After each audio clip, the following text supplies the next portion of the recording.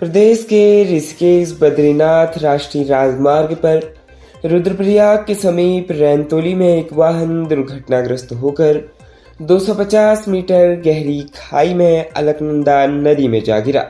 इस हादसे में 14 लोगों की जान चली गई है।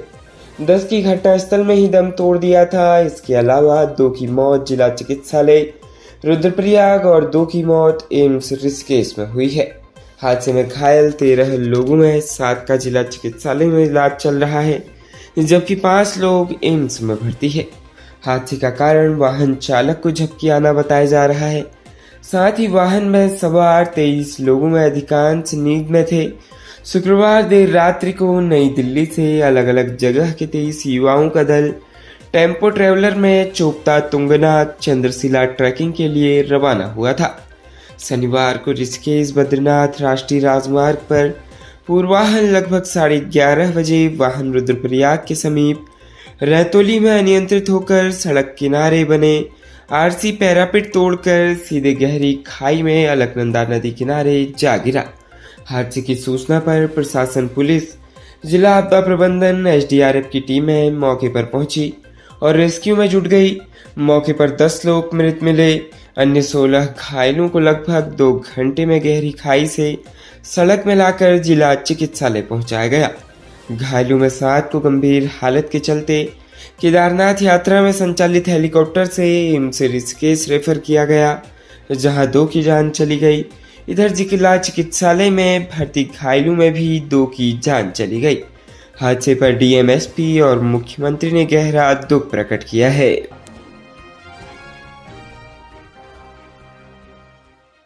तीन बच्चों की मां और 2 बच्चों के पिता लिव इन रिलेशनशिप में आ गए। लिव इन रिलेशनशिप में 11 वर्ष रहने के बाद एक बार फिर एक दूसरे से अलग हो गए। 3 बच्चों को छोड़कर आई महिला ने अब लिव इन में पैदा हुए अपने 10 वर्ष के बच्चे के लिए आवाज उठाई है। देहरादून निवासी 2 परिवारों की कहानी कुछ इस तरह है।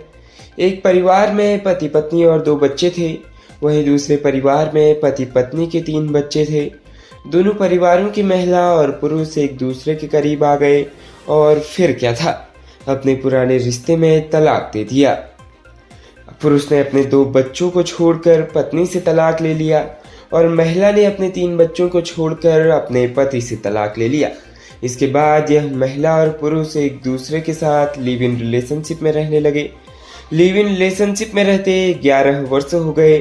अब इनके पास एक 10 वर्ष का बच्चा भी है और एक बार फिर इनके रिश्ते में दरार आ गई। इसके बाद महिला ने महिला आयोग में शिकायत कर अपने पहले बच्चे का हक मांगा है। 11 वर्ष में रिलेशनशिप में रहने के बाद महिला और पुलिस में अनबन होने लगी। इसकी बड़ी वजह थी कि कभी कभी महिला अपने पहले पति के बच्चों को बुला लिया करती थी। लिव इन में रहने वाले पुरुष का कहना था कि हम इतना खर्च नहीं उठा सकते, हमारा 10 वर्ष का बच्चा ही हमारे लिए वही काफी है। इस मामले में महिला आयोग की ओर से महिला को एक मुश्त कुछ रुपए भुगतान करने के लिए पुरुष से कहा गया है।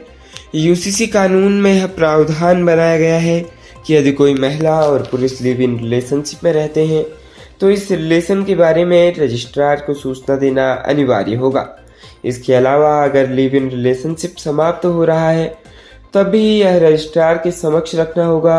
वहीं लिव इन रिलेशनशिप में रहने के दौरान अगर बच्चे का जन्म होता है तो यह बच्चा भी वैध माना जाएगा। हालांकि अभी यह कानून राज्य में लागू नहीं हुआ है। महिला आयोग के अध्यक्ष कुसुम कंडवाल ने बताया कि इस मामले में अभी सुनवाई चल रही है।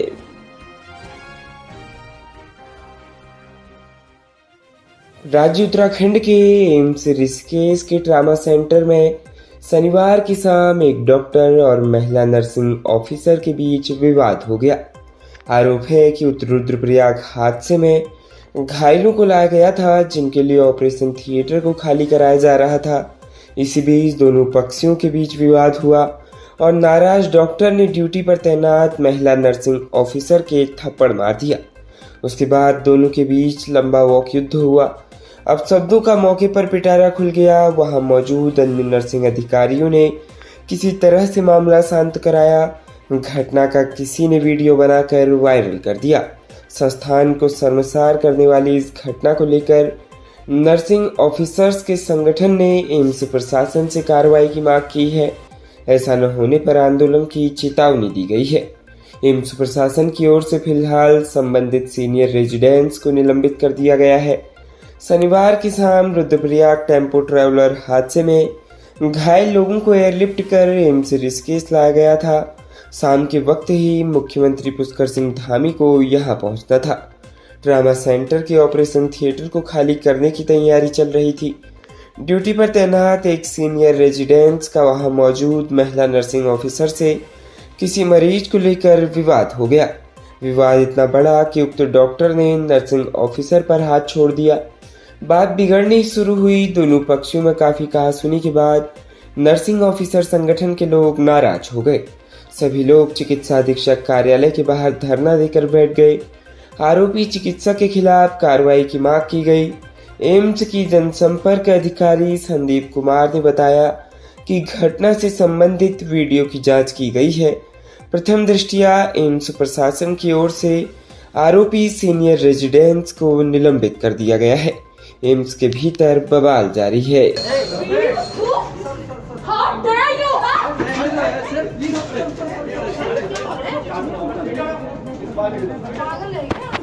ये कितना बदतमीज इंसान है।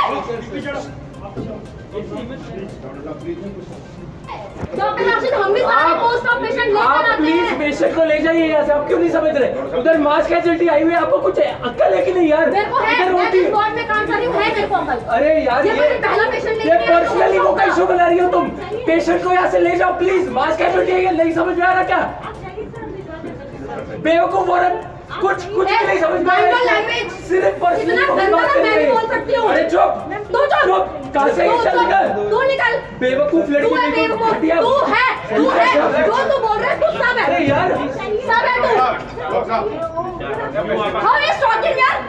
आप मैं खो रहा हूँ, मैं पेशेंट के लिए इधर बात कर रहा हूँ। एक मिनट, आप कहाँ से बीच में आए? मैं पेशेंट के लिए बात कर रहा हूँ ना। What the hell is this?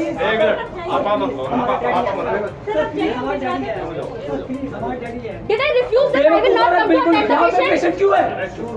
उनको चुप कराओ ना जनाब।